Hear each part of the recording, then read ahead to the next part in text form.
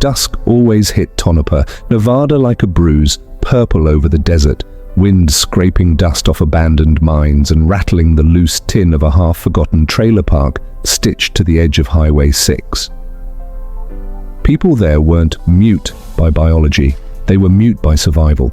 Generations of bootleg raids, mining debts, and sheriff-side payoffs had taught them that words were receipts and receipts got you buried. So they spoke with nods, cigarette taps, and the quick hand signs you learn when you've watched too many neighbors disappear after saying the wrong name out loud.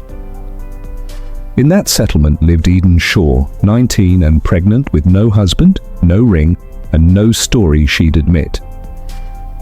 One night, pain came too sharp, too early.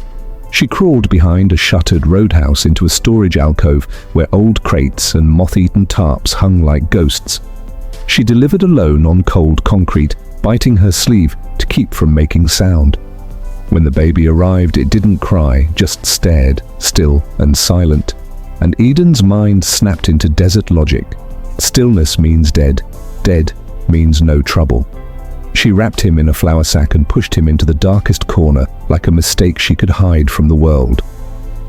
Then the wind shifted.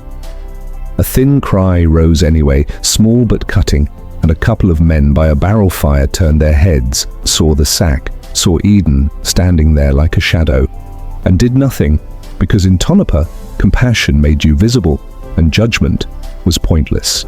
Eden ran into the night. By morning, she was found face down in a dry wash, mouth full of grit, as if the desert had climbed into her lungs.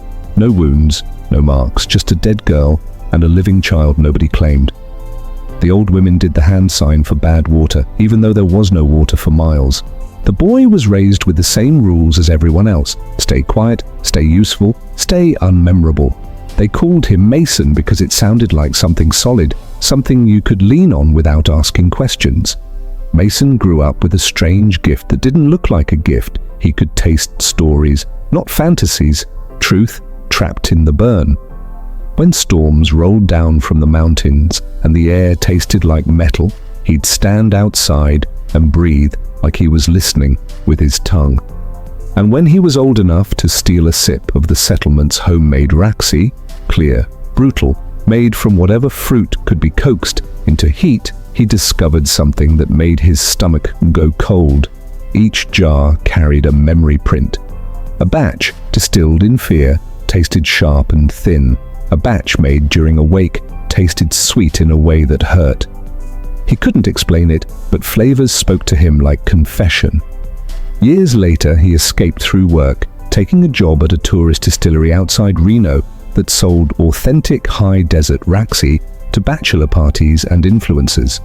The owner, Clint Vargo, treated him like a disposable quiet kid until Mason started blending small tasting flights that made customers feel impossible things. Courage like a clean knife, grief like a warm hand, devotion like a command. People came back whispering that Mason could pour your first love into a glass or make you remember the one lie you never forgave yourself for. Clint's pride curdled. One night after closing, he fired Mason, voice shaking with the kind of anger that's really fear. Mason didn't argue. He nodded, packed his notes, and left. The next morning, Clint was found in the stillhouse, sitting upright on a stool, eyes wide as if he'd just tasted something so beautiful it killed him. The coroner called it a heart attack. The locals called it karma. Then drifters began disappearing off the highway, people nobody would miss, until the state police admitted a pattern, and the papers coined a name, the Dryland Distiller, a phantom whose only calling card was a faint aftertaste, at every scene sweet as crushed wildflowers under the burn. When the governor's daughter, Sloan Mercer, came to Nevada for a televised rural listening tour, Mason watched her from behind a convenience store window and felt an old, unnamed sweetness under the heat. Like an origin he'd never been allowed to open. He didn't strike fast, he tested first, taking 2 small staffers whose disappearances could be blamed on bad luck and bad roads. Then at a sunset fundraiser near Carson City, he slipped a commemorative Raxi Mini into the VIP gift bags, sealed, official looking, stamped with the state seal, because he understood the most dangerous thing in the world wasn't poison, it was permission. Sloane vanished in a crowd that swore it trusted the man who guided her away. She was found weeks later alive, uninjured, hollow-eyed, able to say only, "He didn't tie my hands, he stole my wanting."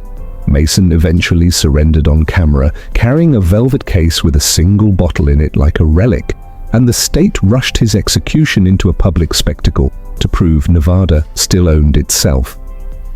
On the night of the arena event, tens of thousands raised their Justice Shot minis at the governor's signal, because the state had been selling them as a fundraiser for victims, and the first sip went down like warmth and safety before twisting into a single, shared hunger. Phones lowered, barriers meant nothing. Officers shouted and their words fell flat against the craving blooming in every throat. In the chaos, Mason leaned into the microphone and delivered his twist like a knife slipped between ribs. "My mother died in Tonopah because silence keeps men clean. And my father, is the man telling you to drink." Cameras found Governor Mercer as his face softened into the same awe infecting the crowd, because the formula wasn't just in the minis, it was in him, in his blood, in the signature sweetness Mason had been chasing since he was born in a dark corner nobody claimed. And as the arena buckled under a riot with no orders and no clear enemy, Nevada learned the oldest desert truth: you can build a prison without bars, and all it takes is one toast everyone agrees to swallow.